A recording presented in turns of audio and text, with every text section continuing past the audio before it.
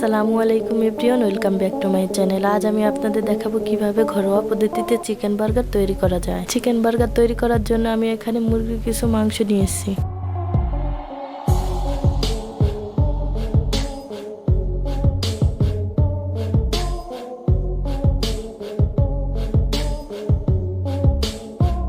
এখন আমি মাংসের ভিতর আদা বাটা, রসুন বাটা, জিরা বাটা হাফ চা চামচ করে দিয়ে দিতেছি।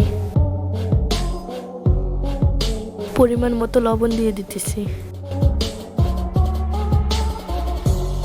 হাফ চা চামচ মরিচের গুঁড়ো, হাফ চা চামচ হলুদের গুঁড়ো, হাফ চা চামচ গোলমরিচের গুঁড়ো দিয়ে দিতেছি। এখানে আমি গরম মশলা করে দিতেছি হাফ চা চামচ।